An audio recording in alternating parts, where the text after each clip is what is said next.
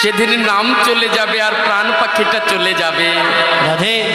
আমার আমার যতই করো না মা, সেদিন আর আমার বলতে কিছু থাকবে না মা। সেদিন নাম যাবে আর প্রাণ চলে যাবে গো মা। ভগবানকে ভালো ভালো ফল, ভালো ভালো মিষ্টান্ন সেবা করে। আমার মহাজন বললেন না, ভালো ভালো ফল, ভালো ভালো মিষ্টান্ন আমার ভগবান সেবা করে না। ভগবান কি সেবা করে জানো মা? ভক্তের অন্তরে ভক্তি, ভক্তের অন্তরে প্রেম। একবার যদি কেউ ডাকার মতো ডাকতে পারো গো মা, ভালো ভালো ফল, ভালো ভালো মিষ্টান্ন তোমাকে দিতে হবে না।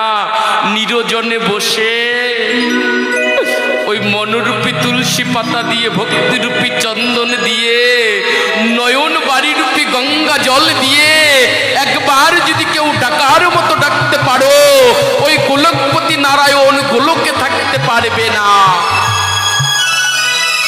ওই গোলক থেকে ভুলোকে নেবে আসবে।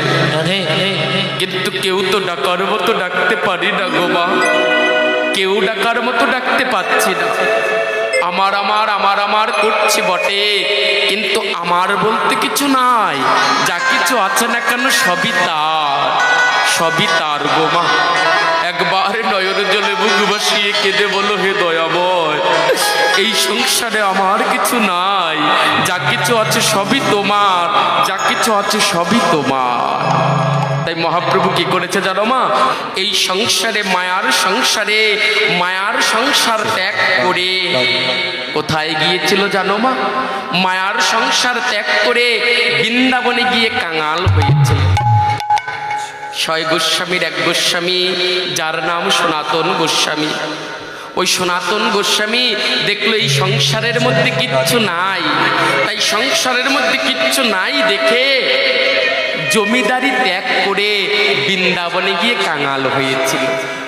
এমন কাঙাল হয়েছিল জানো মা, ওই সনাতন গোস্বামী প্রতিদিন মদন গোপালের সামনে খুদ অন্ন সেবা দিত।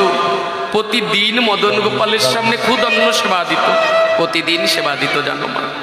আর মনে মনে চিন্তা করত, হে মদন গোপাল, আমারও তো মনে সাজ জাগে যে কত মন্দিরে কত ভালো ভালো ফল, কত ভালো ভালো মিষ্টান্ন তোমাকে সেবা দেয়। আমার তো ইচ্ছা জাগে কোনো দিন যদি তোমাকে একটু ভালো কিছু সেবা দিতে পারতাম। কিন্তু এই কাঙাল তোমাকে প্রতিদিন খুদ অন্ন সেবা দেয়। আমার যে খুদ ছাড়া তোমার কাছে দেওয়ার মতো কিছু নাই গো মদন গোপাল।